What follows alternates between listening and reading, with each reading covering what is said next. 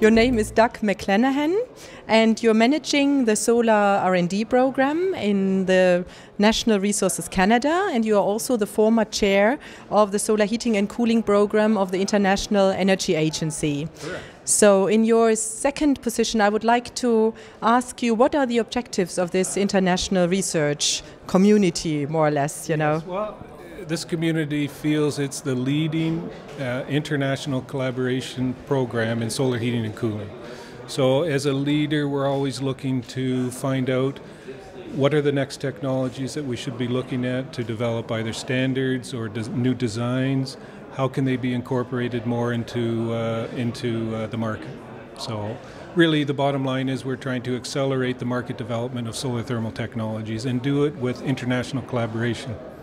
So can you say certain topics which are running right now as actual topics within the program? Yes, we have a lot of topics right now. So we have compact heat storage, which really there's an opportunity for a major breakthrough in this area because in the past sensible heat storage has been the main way of storing heat in water or in the air.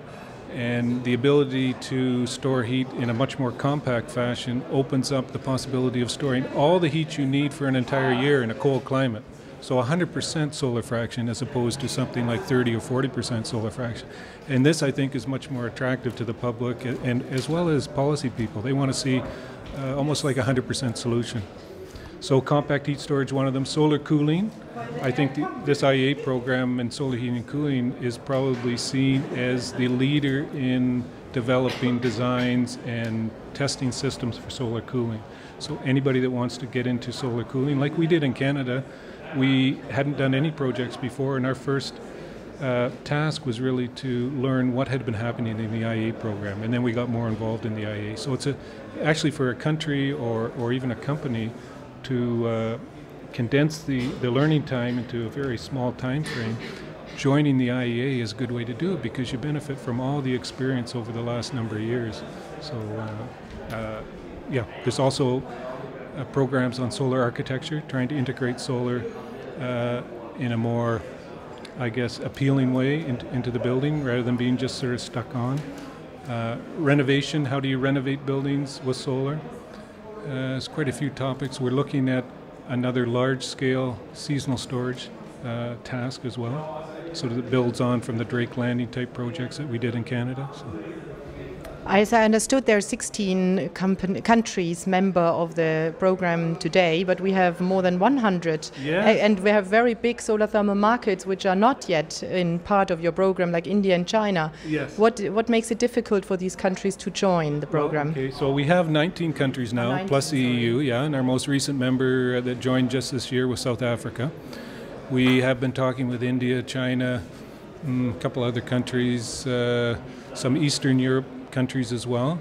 So depending on whether they have budgets available for international collaboration, some find it more difficult to find separate funding for that, and it's difficult for them to justify more funding other than their own national research funding. So at the moment 20 countries is not a lot. However, it's a good mix of European countries and some Asian countries and some countries in the North and South America. So Mexico, so far the south we get on the America side. Hopefully Brazil will join us. But China is a relatively new country in solar thermal. About 20 years ago they didn't really exist in solar thermal. Japan was, I think, a strong leader back then. Well, Japan has come down, I think, a little bit, but China has really taken strongly to that. So we've been talking to a lot of people in China, trying to convince them to join. And possibly one of the new tasks underway on certification and standards may be an opportunity for them to do that, because I'm sure they want to make sure that their systems, which they export a lot now, meet all the best quality standards around the world. So what we're trying to do in this new task, actually the first time, is harmonize testing standards and certification programs around the world, so that if you're a company in one country and you want to sell your product in another, you don't have to retest your system again and again and again, which is what you have to do now. So if you have to be optimistic, when will this be reality for the industry, a harmonized standard? I mean, in 10 years, in 3 years, in 20 years, I don't know.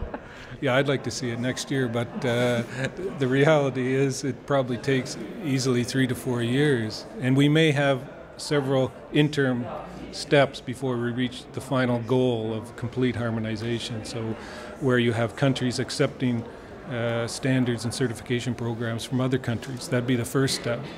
And that way you don't have to retest. There may be some minor additional tests, but then, realistically 3-4 years, I would guess. So what are outputs of your research program which are visible for the public? Lots takes place only in the research institutions. You have successful programs which were realized within your solar heating and cooling program? Yeah, one of the big things that we undertake in the program are demonstration projects. So in addition to research on developing new technologies or products, we like to see something actually put into the field and built and monitored. So a number of our tasks involve really real demonstration projects that people can see the results. There are many published books available from well-known publishers. As well, results are available on the website for the solar heating and cooling program. So, if you are new into a certain area, like solar cooling as an example, you thought you might want to design a solar cooling system. First place I would suggest going is onto the solar heating and cooling website. Under that task, you'll see a wealth of information about current designs and systems that have already been installed, and a number of them monitored. So, a lot of these results are widely available. So it's a good source of information, the program. Okay, thank you so much.